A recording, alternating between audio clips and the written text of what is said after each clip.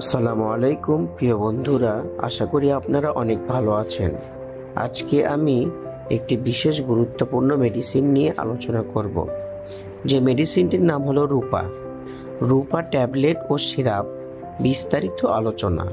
রূপা হলো Aristo Pharma limited একটি ঔষধ যার সক্রিয় উপাদান রূপাটাডিন। ফিউমারেট এটি অ্যালার্জি সম্পর্কিত রোগ যেমন সিজনাল এবং প্যারেনিয়াল অ্যালার্জিক রাইনাইটিস এবং আর্টিকারিয়ার চিকিৎসায় ব্যবহৃত হয়। রূপা ট্যাবলেট মাত্রা ও সেবনবিধি প্রাপ্তবয়স্ক এবং 12 বছরের ঊর্ধ্বে 10 মিলিগ্রাম দিনে একবার। এটি খাবারের আগে বা পরে যে কোনো সময় সেবন করা যায়। রূপা সিরাপ মাত্রা ও সেবনবিধি 2 থেকে 11 বছর বয়সী শিশুদের জন্য 25 কেজি বা তার বেশি ওজনের শিশু প্রতিদিন একবার 5 মিলি বা 1 চামচ সেবন করতে হবে। 10 কেজি থেকে 25 কেজি পর্যন্ত ওজনের শিশু প্রতিদিন একবার 2.5 চামচ অর্থাৎ হাফ চামচ আদা চা চামচ সেবন করতে হবে। পার্শ্ব প্রতিক্রিয়া। সাধারণ পার্শ্ব প্রতিক্রিয়ার মধ্যে রয়েছে দুর্বলতা, মাথা ঘোরা, তন্দ্রাচ্ছন্নভাব।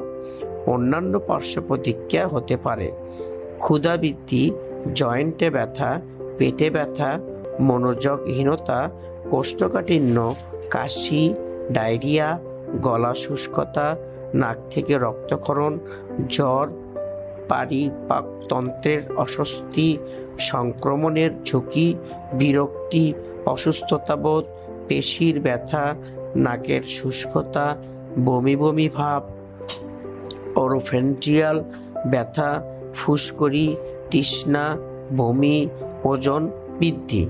বিরল ক্ষেত্রে বুক ধড়ফড় করা, হৃদস্পন্দন বেড়ে যাওয়া। সতর্কতা।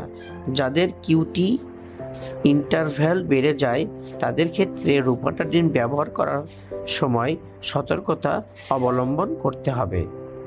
অসংশোধিত হাইপোকোলিমিয়া নিরবিচ্ছিন্ন প্রোঅ্যারোদিমেটিক অবস্থা যেমন ক্লিনিক্যালি ব্র্যাডিকার্ডিয়া অথবা অ্যাকিউট মায়োকার্ডিয়াল ইসকেমিয়া থাকলে রূপাটাডিন সেবনের সময় সতর্কতা থাকতে হবে।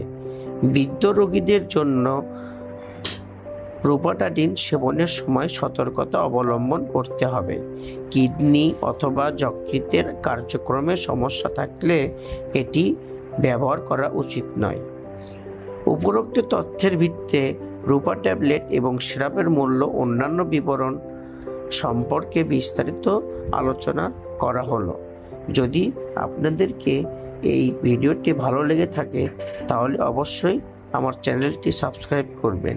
তাহলে বন্ধুরা, দেখা হবে নেক্সট কোনো দিন নেক্সট কোনো ভিডিওর সাথে। ততক্ষণের জন্য সুস্থ থাকবেন, ভালো থাকবেন। আসসালামু আলাইকুম ওয়া রাহমাতুল্লাহি ওয়া বারাকাতুহু।